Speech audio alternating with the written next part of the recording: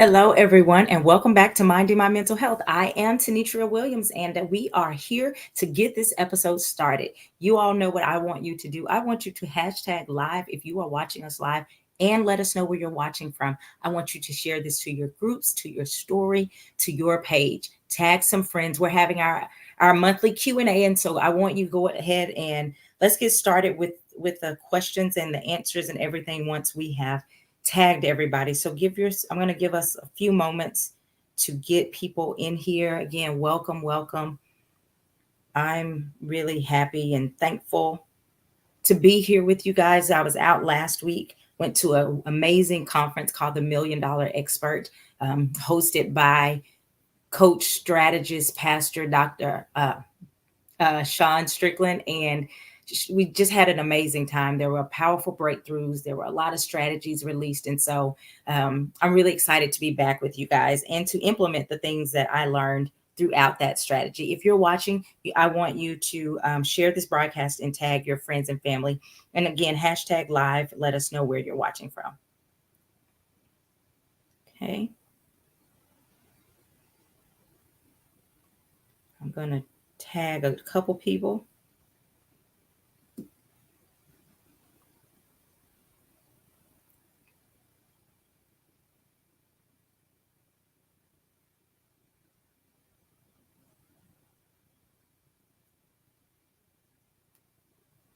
Okay, I'm tagging people. You go ahead and tag, share it to your story, share it to your pages so we can get some engagement here.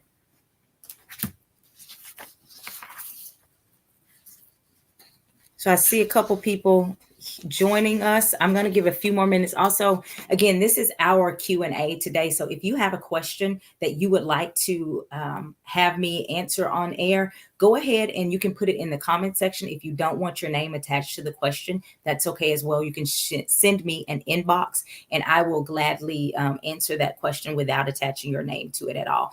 The questions that I will be going over today have already been submitted, but I am not opposed to you submitting your question while we are actually live on the air. So go ahead if you have any questions. And when we say questions, we really mean questions about mental health. We mean questions about relationships, things you're going through in your life, anything that you would talk to a counselor about, or you're feeling like I may need a little bit of insight or some advice or something like that. Go ahead and put those questions in the comment section and we will address those. And if I don't know, I'm not going to pretend like I know. I am simply going to say, I'll look that up for you and I'll get back with you with the answer after I've researched or at least what I found, or I can help point you in the right direction to get your questions answered. So again, I see people joining. Thank you. Let me know where you're watching from. Put in if you're watching from Facebook, or if you're watching from YouTube. And let's get started, okay? So the first question was actually submitted I don't know, maybe last month, but I know it was several weeks ago at least. They said, whenever you do the next Q&A, I already have a question for you. So we're going to go ahead and start with that question, and then we'll get into it because some of these questions may prompt you to think about your own questions. So the first question says, is overthinking a trauma response, or is overthinking a trauma response? And so my answer to that is overthinking can be a trauma response, but most of the time what we view overthinking is as a way to cope with trauma. It's more of a coping skill that people have developed as a result of trauma. Now, you can overthink and it's not necessarily tied to a specific trauma, but it is or can be a trauma response. So it's a coping strategy that's often learned pretty early in life. Anytime we feel unsafe or if there is a lot of uncertainty in our life, our brain is going to naturally try to figure out how to get to a place where it feels safe. And so having answers or thinking through those things makes the brain feel like it's a little bit safer. So basically, when we feel unsafe or uncertain, we try to predict or control our reality through thinking of all the possible situations and becoming very cognitive and analytical. And that's where the overthinking can come from. Overthinking is the brain's way of trying to make sense of what happened and to prepare us for future events so that we can either prevent them from happening or to handle them in a different way. Even if they're not likely to happen again, the brain is still saying just in case. So the brain is always trying to keep us safe. And remember that. It gives us a sense of control, and it can help us to feel less vulnerable. If so, that's why people overthink. You go, well, why would you do that? You're hurting yourself, or it seems to bother a lot of people. Overthinking is an attempt to control so you feel safer. An example would be if you had a very critical parent growing up, and they criticized everything. You may begin to be an overthinker because you are trying to think of every possible way to combat that criticism. So if you had a mom that would come in and say, you did your homework right, but you didn't make the presentation pretty enough. So you're sitting there saying, how can I think of everything that she may possibly say and already have it fixed so she doesn't criticize me? So the brain starts to look for everything that she could possibly say or possibly do that would make you feel inferior or criticized, and it begins to search for ways to eliminate that. Another example is if you possibly, let's say you moved a lot as a child and there was instability, I'm sorry. You may then try to think of all of the ways that you can appear to be very stable to your peers.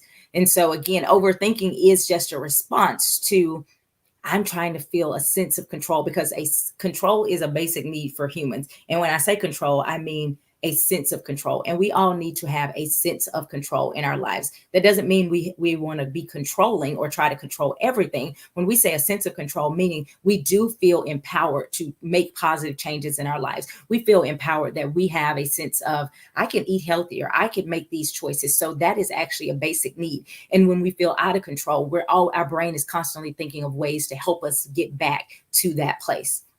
So that was the first part of that question. Is overthinking a trauma response? The next part of it was, let's see. How do you know let's see where we go. Overthinking can be, how do you know when it's problematic? So that's the next question. Overthinking can become problematic when it begins to interfere with our ability to lead a functioning life. So overthinking can be problematic when we are thinking so much that we don't do what we need to do because we're constantly just thinking, what about this? Well, this could happen. This could happen. And so it can paralyze us. You've probably heard the phrase paralysis by analysis. That's ultimately overthinking, right? And so you're constantly thinking so much that it hinders you from making the decisions that you need to make to move forward. That's when we know that overthinking is problematic. Chronic overthinking can lead to negative consequences like anxiety, depression, and a disconnection from our emotions. Oftentimes this coping mechanism becomes basically a really bad habit, right? And so we have to work on breaking that habit of overthinking. Why? Because when you overthink all the time, it can stifle you from moving forward because you're always thinking and you're not actually doing the things you need to do. So the question, all of this came from the same question. The next part says, is overthinking a bad thing or is it normal? I think that most people will have a moment when they go, ooh, maybe I overthought that, or maybe I'm overthinking it, right? And so I don't think that's necessarily a bad thing when you're talking about, did I overthink this one particular thing? Hey, everybody that's joining, go ahead and share this video. I see people hopping on. So I think it's something that we probably have all done at some point over a specific thing. And think about someone who's like, I have this big party I'm planning for. I want to think about all of that. That's planning, right? It's not necessarily overthinking. So I'm going to read my answer that I typed out. I said, I think most people have moments when they may overthink things. However, it's not something that everyone struggles with. It is often a symptom of anxiety and fear. Is it good or bad? Well, I'm going to ask a question differently. Is it helpful or is it harmful? There are times in planning and overseeing a project that thinking through the solution and identifying potential problem areas so that we can prepare for them is actually helpful. Again, if you're preparing for something, thinking through all of these different things that could happen, it can be very helpful. The question is, after you've planned and prepared, are you able to turn that overdrive off? Are you able to say, okay, now the party is planned, now the trip is planned, now the event I've done the planning. Am I able to settle my brain after that? If not, then it may begin to have problematic effects, because you begin to worry about things that you don't have any control over. And in that worry, you may try to control things that you actually don't have power over. So I'm going to say that again. You begin to worry about things you have no control over, and you try to control things you have no power over. The excess worry triggers anxiety, often depression, and you can become hyper focused on potential for things to go wrong, the potential for someone to misunderstand you, the potential of something bad happening, that you actually miss your moment to do something really positive or good for yourself or others. And so the next part of this question says, how do you know when it's a problem? Again, when it begins to interfere with your everyday functioning, or it causes you to feel stuck and you're not able to make decisions. You're not able to move forward, or it's just stressing you out. Maybe you're still able to move forward, but you're doing it and your body is tense the whole time. You're feeling the overthinking all the time. It's affecting your relationships. How does overthinking affect your relationships? If you have trauma or you have overthinking, someone can walk by and they'll say, hey, how are you? And you go, fine. You go, did I say fine the wrong way? Did she think I was being rude? And so you've stayed up all night long and the other person's not thinking about you. The fact that you said fine the way you did, you've stressed yourself out because they may be perceiving you a certain way. And in reality, you're stressed out, which is physically going to show up in your body when we carry unnecessary stress. So it's really important that we do deal with overthinking. Put a 1 in the comment if you are an overthinker or if you've struggled with overthinking. Go ahead and just put a 1 in the comments. Because I do think a lot of people deal with that. And I saw a meme recently that was talking about entrepreneurs, and it says other people at bedtime, they go to bed, and it's entrepreneurs. It's like, did I respond to that email? Did I do this? Did I do that? You have to begin to create systems in your life, because I've definitely been that person that pops up and thinks about, oh my gosh, I forgot to do this thing. I didn't remember that. You have to then say, I have to incorporate some systems in place in my life so that I don't continue to let this overthinking really rob me of enjoying the moment. One of the questions, can you execute after you've planned? Absolutely. That's a great question to ask yourself if you're wondering, is overthinking a problem? Am I able to execute? And I'm going to add to that, not only am I able to execute, am I able to execute and still have some calmness in my body and not be too stressed out as I am executing? Okay. See, I wouldn't have considered the popped up thoughts as overthinking. Yeah, it definitely can be the pop-up thoughts. Now, sometimes they're just our brain kind of remembering, but think about it as your brain is constantly going. So overthinking is not always just in this moment. Overthinking can be, oh my gosh, it popped up again. Oh my gosh, I'm always constantly the racing thoughts. All of that could be considered under some of the overthinking umbrella. So that's the first question was about overthinking. Is it a trauma response? How do we tell if it's a problem? Is it normal? So that was that question. The next question we have, and before I ask that, I'm going to make sure you guys ask, if you have questions that you want me to answer, go ahead and put those in the comments. And if you don't want your name associated with it, you can shoot me an inbox, and that's absolutely fine. Okay. So the next question is, what are some self-care techniques for improving my mental well-being? I really like this question because I think a lot of people don't do the things that we actually have the power to do to help ourselves mentally. So one of the things, there are many self-care techniques that you can use to help your mental status or your mental state. It can be simple things by like physical appearance. This is what I often hear people refer to when they're talking about self-care. They'll go, well, I went and got my nails done. I got my hair done. I got my eyebrows threaded. I did all of these things that I would look better and therefore feel better, because the mantra is, look good and you'll feel better. Right. And so I do think there is some truth to getting up and going out and presenting your best self. Sometimes you're feeling down and you look down and you go, oh, my nails are cute. That gives a little pop. Oh, my eyebrows are cuter. Those types of things. That does help us to be in a place mentally that can help us to be calmer. However, I think that's where a lot of people miss it, because they think that's the extent of self-care. The extent of self-care is not just Can I look good aesthetically? Can I make sure that my nails stay done? I can tell you that there are tons of people walking around with great looking nails, with great haircuts and hairstyles. Makeup is beat to the gods, and they are not mentally sound. They are not mentally stable. They are in an emotional uproar. So that is not the extent of our self care. So the physical appearance, again, I think is important, but we can't stop there. Another aspect of self care that helps with our mental aspect is our physical health, right? Drinking plenty of water, eating healthy foods. Have you ever eaten something and you just felt really sluggish after you got through eating?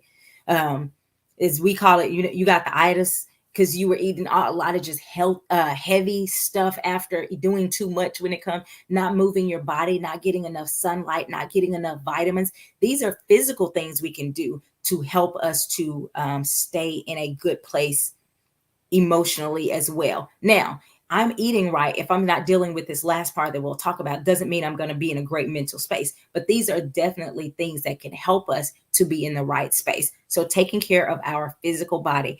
I am not the counselor that just says take a medicine. I am not the counselor that just says let's talk about your issues. I think our bodies and our minds are so connected, and we have to take care of those things together because I want us to be whole, not just better. I want us to be whole, which means when we look at the totality of our life, we want it to look and be able to say that person is healthy overall, right? Doesn't mean we don't have things we need to work on, but overall, that's a healthy person. And that's my goal with my clients. That's my goal for myself and for my life as well. I don't want partial wholeness. I want to look at my life and say, overall, I feel really healthy and happy. So you want to look at the physical things like getting a manicure, pedicure, all of those things that can help. Exercising, eating right, drinking water, getting enough sleep. If you don't get enough sleep, you can be very irritable. If you don't drink enough water, your body can show up and have anxiety symptoms that you think you're struggling with anxiety when in reality you need more water.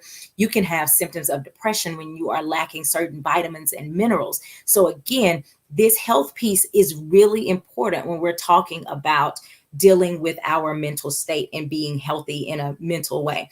The other part of this is again taking the vitamins, but this other part is dealing with our thinking, right? Having a safe place that you can process your thoughts and feelings in a healthy way. A lot of people say I want to do that by myself. Here's the problem. I don't think everything has to be processed with someone else. Yes, I absolutely think we have the power to process things ourselves. But here's the problem that a lot of people struggle with. Good vitamins you recommend. I don't have a specific vitamin that I would recommend, but I would definitely say going to your doctor, especially women, and seeing if they'll run up scan. Sometimes they'll be able to tell you which vitamins you're low in, and making sure that you get a vitamin that addresses that. But also just having a more balanced diet. I think that's Deja. I may be pronouncing that wrong. Deansha. I'm not sure how you pronounce your name, so you can put phonetically how you spell it for me or how you pronounce it. But also a more balanced diet can help as well. Having a more balanced diet, you're going to begin to get more things. So what I would encourage everybody to do is to go somewhere like Whole Foods or Sprouts or somewhere that has fruit that maybe you've never tried, and begin once a month, once every 2 weeks or so, try a new fruit. Because the more you try different things, your body would begin to go, oh my gosh, I really appreciate that. I didn't even realize I needed this much. So that having a more diverse and balanced diet will help as well. So getting back to the other part of self-care, which is taking care of the mind and addressing the mind. Again, having a safe place to process your thoughts, your feelings outside of just your own thoughts. We don't know what we don't know. And having someone else, whether that's a counselor or a good life coach, or someone who's trained, someone who has experience in helping to shift the mind, they can give you different ways of thinking about things or challenge the way you're currently thinking about things. If you have negative thinking patterns, you're only going to think about the same thing using the same pattern. So you're going to keep getting the same results. You're going to need something or someone to be able to come in, give you new information to interrupt the way you're currently thinking. So here's an example. If you think, it is important for me to please everybody so that they will love me. If that is your way of thinking, you're going to keep thinking that thought over and over again until someone says it's impossible for you to please everyone. What you've got to do is focus on doing what is healthy and what's best for you, right? And so that's where you need new information, and you need somebody that can come in and totally disrupt negative thought patterns. And that's why I'm an advocate for counseling, for coaching, for self-development, reading books, getting new information. Information is not a bad thing, right? We have to embrace our learning and embrace the learning process. Got some questions over here. For me, it becomes overthinking when I can't shut my brain down and when I want to do so. Absolutely. So when you're trying to shut down and you can't, that's good. You don't know what you don't know, and you can't recognize your own broken patterns. Absolutely. Which is, again, why I'm a huge advocate for us to say, I got to get some new information. If in fact you are trying to get more money, and you've talked to your mom and she has taught you all the things that she knows about money, so you keep talking to your mom and she's not getting new information, and you keep thinking about something yourself, you have to say, I have to talk to somebody else who has some new information. I have to read a book. So creating that space in our brains so we can have space to really get new information. The other part of dealing with our mind when we're talking about being mentally stable is being able to process things in a healthy way. Again, that's why I advocate for counseling, because some of the ways we're processing things is just simply unhealthy. And that's, we've made us think about this. Some of the ways that we are currently in our 40s, 50s, even 60s, 30s, 40s, 50s, 60s processing came from a thought pattern of a 6-year-old. We just carried that same thought pattern into our adulthood. And if you don't ever interrupt it, you can be processing things with a 6-year-old mind. Wow. Think about that. You're dealing with 40-year-old problems with a 6-year-old mindset. How do you think you're going to come up with a lot of good solutions? You're not, because you're still processing it with the same old pattern and the same thinking patterns. You may have more language, but the thinking pattern still remains the same. I had a situation pretty recently, and we were getting on to one of the kids here. And when I said, do you understand? And she was like, yep, you don't like me. I went, not at all what I said, not at all what we said in this situation. And so we had to break the thought pattern that if someone is correcting me, that means they don't like me. Because if you don't break that thought pattern goes with you for the rest of your life. And you become one of those people that can't receive correction or can't receive instruction because you have associated with instruction, I'm not good enough and they don't like me. And so you have to be aware and get in a space that is not judgmental, that's not critical, that is loving, but also challenging, so that you can break those thought patterns. Another thing to do is to create healthy routines, such as stretching before bed, planning the night before for your next day, meal prepping. All this kind of stuff helps with our mental state, because it's decreasing the stress that we have to carry. So if you go, like for me, I am going to be honest, meal prepping or deciding what I'm going to eat is not something that I have mastered. And I will walk around the kitchen, just walk around aimlessly, almost wondering, now, what am I going to eat? Well, if that were to stress me out, guess what? That would be something that I actually could solve if I just meal prep, because then I would go in and say, oh, I'm eating the meals I already prepared. So preparing for the next day or pre-planning things can help your mental state, because it decreases the amount of decisions you have to make at the spur of the moment. Okay. Next question. And again, if you guys have any questions, I'm going to look here and see if I'm getting any questions from my inbox. I don't see any, but I do have an additional question here. It says, I have chronic pain. I try to take care of my mental health, but I'm often so overwhelmed with pain. What can I do? Okay. First of all, I hate that you are experiencing the chronic pain or the excruciating physical pain. Research, however, shows that there is a huge connection between our stress, our emotional health, and our physical health. Okay. So research shows us about this connection. It's an attempt for our bodies to try to regulate and figure out basically what's going on, right? So again, there is this huge connection in an attempt to fight what the body perceives as an infection. The body, I'll just read what I have here and I think it'll make sense. If not, you guys let me know. Research has shown that there is a huge connection between stress and emotional pain to many chronic health issues. In an attempt to fight what the body perceives as infection, it releases a chemical that, if it gets too high, it can cause autoimmune or chronic pain. The body perceives an infection because of the way our body responds to trauma or stress. So basically, the body responds to trauma or stress, and because it thinks it's an infection in the body, then it will give it too much of the chemical that's trying to fight what it believes is an infection, and too much of that chemical then causes chronic illness. Does that make sense? So the body says, oh, there's a threat. There's actually not a physical threat. It's an emotional threat. But the body says this is something we need to deal with. So it starts releasing all these chemicals. It produces too much because it's perceiving a threat that's not actually there.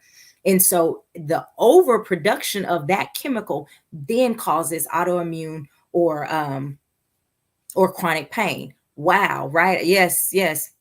So when our bodies are responding to the stress, we have to not only deal with the physical aspect of our chronic pain, we do have to deal with that emotional piece. So we can't just go, well, I'm in so much pain, I don't want to deal with this, because that may be feeding into the physical pain. Now, every person who is dealing with chronic pain or whatever does not mean that you're overstressed, right? You're probably pretty stressed if you have chronic pain, though, if we're being honest. But it doesn't necessarily mean this. But I don't want us to feel like we have to leave out the mental health piece of that, because according to research, it's too important. It's too vital for us to just leave it out, right?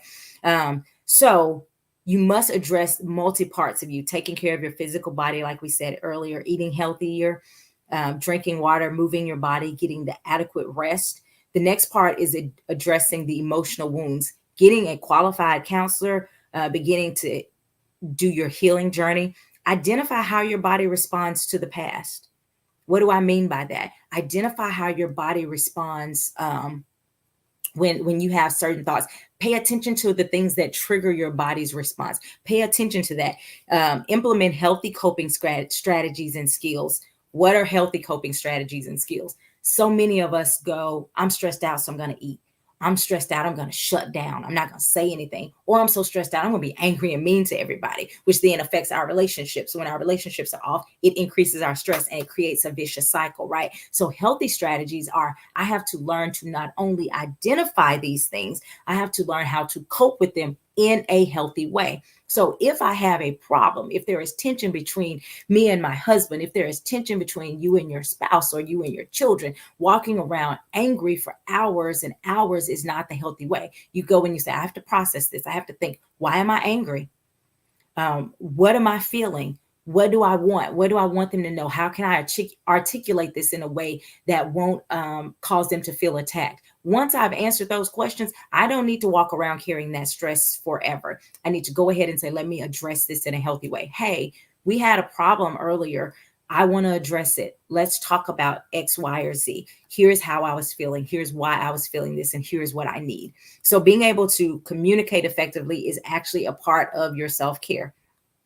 Implementing those healthy coping strategies to calm your body down. Oftentimes when we get upset, we are so worked up, we can't think rationally or logically. Last night, one of my daughters got upset. She got very upset, and she was in the bathroom and she was having a moment. I simply went in there and I handed her a coloring book and her crayons. And I said, use this. And when you calm down, I need you to do the next thing, the other thing that I told you to do. Calm your body down. I went and checked on her. She was in there. She was coloring. She was calm. And she said, okay. I said, now I need you to get your shower, follow through the next steps. But why is that important? It's important if we know I'm stressed out. These are some things that I can do that can help calm me down. She knew that coloring has worked for her in the past. She knows that that is one of the coping skills for her that helps her to calm down. And so again, it's super important that we are aware and aware of our triggers, but also aware of how to deal with our triggers, because our triggers are our responsibility to handle. It's not everybody else's responsibility to walk on eggshells because something triggers you. So we have to know what our triggers are. We have to know how to respond to those triggers in a healthy way. And we have to know how to calm our bodies down so we can think in a rational space. When we are worked up, rationale seems to be a luxury, and it's one of the first things that our brain will release, rational thought. So in calming your body says, hey, we can still think rationally and not just act out of emotion and panic. Okay. I see another comment over here. Let's see. Yes. Yolanda says she's opted out of eating simply because she's overthought it. I've been there, done that. I try not to do that now. I try to at least keep some snacks that are easy for me. I really like chips, but chips aren't my healthy option. So I try to keep some healthy options that I could at least grab pretty quickly. So I'm like, hey, I'm not just going to not eat, right? Edwin Strickland, the emotional piece is what causes us to live in a state of flight. We aren't designed to live in that state for long periods of time. No, we are not designed to live in that fight or flight state for a long time. And that's where you start getting into the chronic pain, right? Because if you stay in that sense of fight or flight, either one, for too long, your body begins to normalize that feeling. But our body was never designed to live in that space, right? You've done some things and you go, oh my gosh, that was fun, but I couldn't live there. Think about a roller coaster. A roller coaster is typically a short time frame. Our bodies are really tense when you're going up. It's a lot of adrenaline when you're going down the roller coaster. It's all of these things. We have a rush of chemicals being released into our bodies. That is for a short period of time. It's okay for us to have that short, but if you lived your whole life, let's not even go there. If you lived a whole day on a roller coaster, what would you feel like at the end? That is how people live their lives oftentimes. They literally are on a roller coaster all day. And then they don't take time at the end of the day to say, whew, I have to get off of this. I have to learn to release this day, which again, for me personally, I like to physically stretch. But you have to have a way that you can get some of these thoughts off of your brain. So sometimes it's literally journaling. Journaling is not about, well, it can serve multi-purposes. Let me go back. A journal can serve as multi-purposes. For some people, it's, I want to see how I grew from 2012 to 2015. Sometimes it's just a dump. It's getting out all of the stuff you were thinking about or struggling with that day, getting it out to never read again. You may not be a journaler. You may be a talker. So if you are a person that has to talk through it, that's okay too. Having someone that you can talk through those issues with is healthy. So having some way, my coach calls it dumping your day, having a way that you can dump your day. So again, releasing all the stuff that you carried that day and begin to breathe, relax your physical body. Stretching is a great way to relax our bodies. Slow, deep breaths are a great way to relax our physical bodies. Doing these things. Why do I keep saying your physical body? Because so many times we keep stuff up here. Your body, if you've been on that roller coaster, your body is tense. Drop your shoulders, unclench your jaw, go drink some water, take some slow, deep breaths, and allow your muscles to settle down, right? One of the things I tell people is to pretend that you have a scan, and you start that scan at the top of your head and you just go down your body. And as you're doing that, you are physically relaxing the muscles as your hand passes. Okay. Even I want you guys to do that now. Go ahead and just put your hand at the top. As you're doing that, watch, relax the muscles where your hand is going. Your body you can start to feel a release in your body. And you may have been watching this thinking, I didn't even realize I was tense. Because we carry a lot of tension in our day-to-day that we don't recognize at nighttime, at least at nighttime. You probably need to do it throughout your day as well. But at least at nighttime, you need to have a time where you give your body permission to physically calm down. If you say, I can't calm down, that means you probably have some irrational thoughts that you have to be in control of everything. You probably have some irrational thoughts that if you mess up, it's going to ruin your life. So you have to, again, calm your body and then being able to explore with a counselor or with someone that can help you see those irrational thoughts, because our thoughts don't seem irrational to us most of the time. Okay. Selah. Your thoughts do not seem irrational to you because you've made it make sense in your brain. Someone else may go, now, wait a minute. You think you're supposed to be in control of everything? That's not healthy. So again, I want you just to calm down. If you did that little exercise, let me know how that felt. Yes. Give your body permission. I'm missing comments over here. Let me go up here. How can we identify ways to help children calm down? My daughter starts yelling and crying when she's upset, especially arguing with her brother. She loves physical affection, so I usually hug or hold her. But what are some options that you've seen be effective with kids? Great question, Lisette. Um, so how do you teach? I try to teach my girls skills to help them. So I will say, here's your journal, write in that, and see how that feels, or draw in that color. I will show them some deep breathing exercises. Sometimes if you don't know one, like, thankfully I'm a counselor, and so I have different exercises I can show them. If you don't know a lot of deep breathing exercises, simply say, breathe in through your nose slowly, out through your mouth.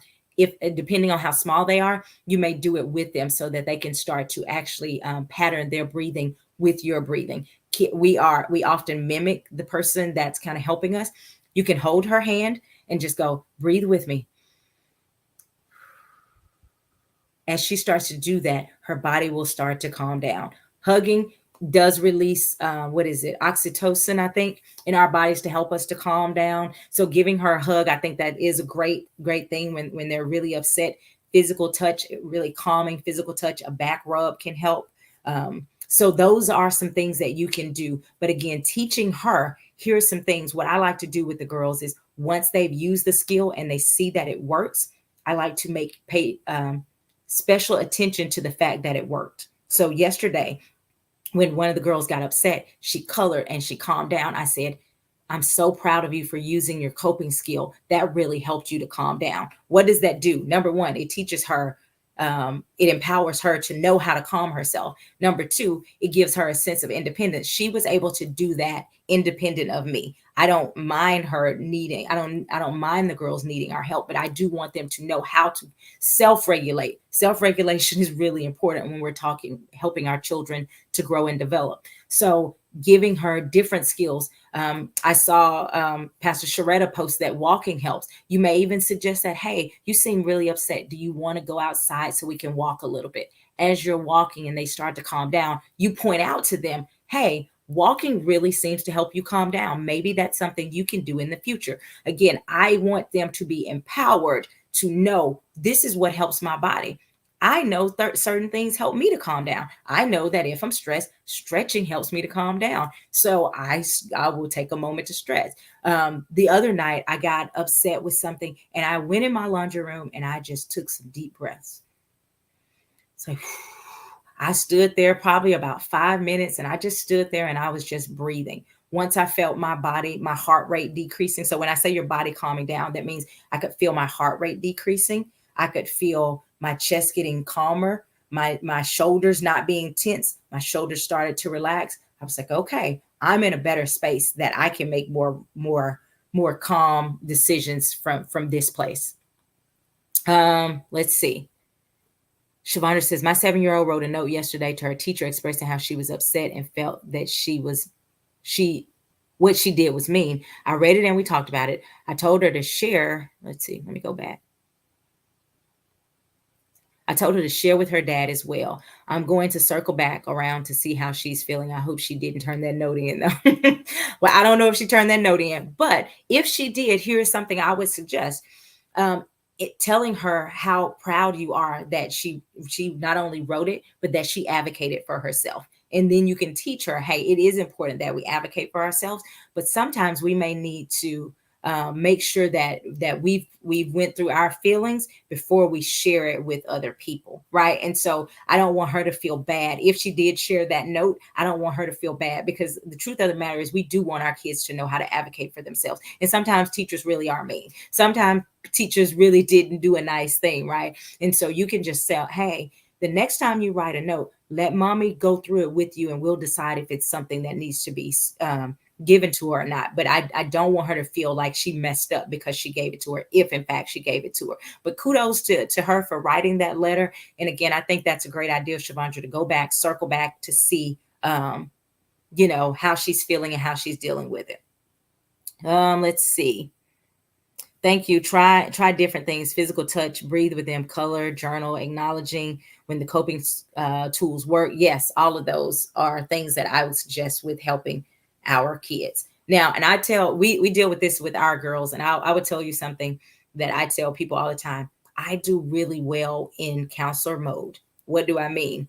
If I can see the girls as just individuals that I'm here to help, when I see the girls as my babies, I get more emotional. So this is for the parents. When you are super triggered by your children, when I see them as my babies, I tend to get more triggered. Why is that? Because I can start to operate from a place of fear. When we start to operate from a place of fear, the anxiety shoots up, the intensity shoots up. What do I mean by operating from a place of fear? If you see your child, I'm trying to think of an example, complaining. Okay, so maybe your child's complaining a lot and it annoys you. You start to go, because at 25, they're going to walk around, they're going to be complaining, and then they're going to do this, and this thing's going to happen, blah, blah, blah, blah. And you have already projected your fear of, if they don't deal with this today, if I don't stop this behavior today, it's going to ruin their life. And that's when you start operating from a place of fear. That's why it's important that you calm your physical body down so you can go back and say, she's 8. This does not mean that they're going to live a life of crime because they, you know, took that candy bar from the store. I'm going to simply teach them, and I'm not going to go, oh my God, because I'm not going to raise no thief. And we basically, we get so worked up because of our fear of what path we think our kids may be on. Even if this is a first time thing, right? And I'm not saying we don't take their behavior seriously and we don't address it, but what I'm saying, we have to stay calm so that as we are disciplining our children, we're disciplining them from a place of calm. We're disciplining them from a place of, how can I teach them to grow, and not just out of our frustration. And I know I am not the only person who has responded from a place of fear or a place of frustration. And if you have, here's what I would say: don't beat yourself up. Simply go back and apologize and teach your kids. Mommy really got upset because that scared me when I saw you doing that, because that's not a behavior I want you to see. That's really important. You can apologize. I apologize for being loud or whatever it is you're apologizing for. Here's what happened. And then the next time when that happens, I'm going to take a step back and I want you to think about this. But again, addressing the behavior. This is still why this behavior is wrong, and we have to address it. So it's a two-part: maintaining your self-control while teaching your children to maintain theirs, and taking accountability when you mess up. Again, modeling for them that it's okay to take ownership when we don't get it right, because we're not going to always get it right. So that's really important. Do we have any more questions? I've enjoyed this. Y'all have been great. Yes, a lot of people are, you're seeing that more and more, Dee Dee. People talking about that they apologize to their children. I think that's really important that we apologize to our children. Again, it models the behavior, it takes ownership, it helps them to recognize that parents aren't perfect. But here's the other thing about apologizing to our kids: we also have to change our behavior. If we, like, you can't keep yelling and keep doing the same thing and keep apologizing, because we don't like when people do that for us. Yes, in those moments when I go back and apologize, I see God's unconditional love. They model forgiveness, we model ownership. Absolutely, absolutely. So apologizing, I'm an advocate for apologizing to your children, acknowledging those things, but also not beating yourself up. Like, hey, you know what? I'm really trying to do what's best. And if you see that you're seeing patterns with parenting that you don't like, that you don't feel are healthy for you or your children, get some help. There are books that you can read. There are classes you can take. You can go to counseling. You guys can do family counseling. Don't let ignorance be the excuse for continuing bad patterns with your children or even with yourself. Don't let that be a pattern that you see. Tips to help with overthinking. I can think paint off the wall down to the tree the wood came from. Absolutely. So the tips for overthinking. Great question. I think tips for overthinking is, number one, going through and calming that body down, but also saying, is this something that I am in control of? Meaning, let me think of a great example. we're preparing to go on vacation, for example, and you're overthinking, well, what if we don't pack enough stuff, and what if something goes wrong, and what if one of the kids gets sick while we're down there, or what if, all of these things could all the things that you think could happen.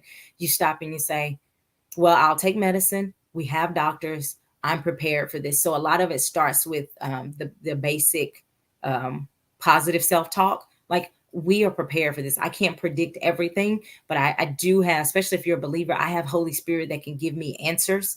When that need comes, I hear Holy Spirit. Holy Spirit will help me deal with that thing. If you're not a believer and you're like, I don't know anything about Holy Spirit, what you can do is begin to say, here are the things that I can do. Here are the things I can't do. I'm going to go and try to enjoy where I am, and also staying very present. Most of the time when we're overthinking, it's about something that has happened in the past, or something that is going to happen, or something that could happen in the future. The present, we're typically okay. So staying present, reminding yourself, right now in this moment, everybody's safe. Right now in this moment, I still have my house. So again, what are we talking about?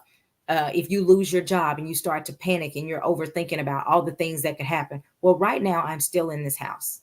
Right now I still have shelter. So what can I do to prepare? So I'm going to call my landlord and say, here's what happened. Can we work out something?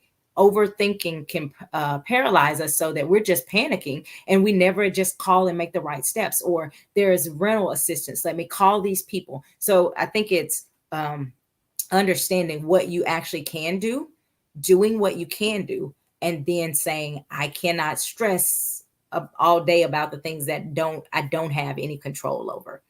Um, there's this thing I used to do. I used to have people write a circle, and I would say, write the things that you have control over inside the circle, and outside the circle, write the things that I don't have concerning this specific thing, right? Write the things that you don't have control over. Now, the things that you do, what are you doing about those things? Because most of the time we spend a lot of focus on things we can't control, and we totally ignore the things we can. I've given this example before, but if you are worried about somebody talking about you, you can't control that. So you go, oh my gosh, they think I'm fat, and they gonna talk about me because I gained this weight for the film before our class reunion, and everybody's gonna talk about me. I cannot control if I gain. I can't control if they talk about me. But what I can control is how I dress going to the reunion. How, if I can control if I continue to eat poorly, which led to the weight gain at first. I can control my diet up until the class reunion. I can control those things, but most of the time we just stress out about how everybody's going to think about us, which we don't even know, as opposed to saying, this is something that's actually within my power. I'm going to do what I can do in this space, and allow people to think what they want to think. Yes, do the thing that you can do. Do the thing that you can do, and not focusing on the things that you can't do. Do we have any more questions? Is this helpful? Was this helpful today? Go ahead and put in the comments, what was your biggest takeaway, or anything like that. I didn't have a lot of questions, but we were able to get through those questions, and I enjoyed answering these questions for you guys. I'm going to give it a minute. Also, Pastor Sharetta, doing some breathing work and some self-control work, I think, is important as well. So slowing your breathing, calming yourself down when you're overthinking, slowing yourself, getting a guided meditation can be really good. Finding a scripture, if something, whatever calms you, if that's a scripture, a guided meditation, and listening to that as you do some slow, deep breathing, it helps your brain to start focusing on that area, as opposed to, something else. All right. I don't see any additional questions. I'll give it a few more minutes. So you guys know, next week we will be right back here. I want you to join me. Next week we are talking about adult ADHD. We started this year talking about with parent coach Dr. Gates about dealing with your children if they have ADHD. We're going to talk about adult ADHD, because a lot of people that were diagnosed with children, guess what? They grow up, and the ADHD does not necessarily just disappear. So we have one of my colleagues who is a clinician, but also has been diagnosed with ADHD. And so we're going to talk about her journey, and she's going to give a lot of helpful tips and tools to help in that area. Also, I'm excited. It has not launched yet, but be on the lookout. I will be releasing a coloring affirmation book. Again, one of those tools to help you calm down. It's called Courageous Coloring. I'm really excited. It will be launching this within the next week. I will be launching that. Go ahead and get ready to order it. It is for adults, but of course you can order it for your children as well. But if you say, I may need to increase my toolbox when it comes to my own coping skills, make sure you are prepared to order Courageous Coloring. So I'm excited about that. It was an idea that my husband got, and we just kind of ran with it. And so we're so excited to launch that. Let's see what else. Do you ever allow a space for your children to verbalize their feelings? Not disrespectful, but just expressing themselves. I do, Dee Dee. I allow my children to express their feelings. And I like to know, I want them to know that it's safe for them to express their feelings and their emotions. And I tell them all the time, you are allowed to feel how you feel. However, we cannot be disrespectful with that, right? There are still ways that we can express that. I'm mad. You have a right to be mad. What you don't have a right to do is to break stuff in the house. I'm sad. You have a right to be sad. You don't have a right to, again, destroy property or be mean to other people because you are sad. And so teaching them, you can feel your feelings, but there are certain ways that are healthy for you to express it. And being a child, I don't let, now this may just be the old school mom in me. Just because you have those feelings, I don't want you to feel like you can just act any kind of way because you have those feelings. We don't roll like that in this house. You can have your feelings, but we have to express those feelings in a healthy way. Yeah, so I enjoyed the Q&A. Again, I'm going to continue to try to do these once a month. So if you have a question before the Q&A, go ahead and send it, because that first question came, like I said, weeks before we even announced the Q&A date. They just knew I do it every month, so they submit it. So if you have questions for the next month's Q&A, go ahead and let us do. Are you personally responsible for how you are personally responsible for how you act with your feelings? Absolutely. We can have our feelings, but I have to take ownership of how I respond to that. And of course, really young children, it's harder for them to be able to process all of that. And so they may have more of a tantrum, right? But when you're talking older children, hey, you're old enough where you can say, I'm really mad, and here's some things that you can do when you're feeling really mad. I can put you in the corner, and here are some options for you to be able to calm yourself down. All right, y'all out here being good parents and learning and growing. We are all growing and becoming, right? All right, so you guys make sure you join back next week, right here, 12 o'clock. I will be back with Minding My Mental Health. We're talking about adult ADHD. And next month, we will also be doing another Q&A. So if you have questions, let me know.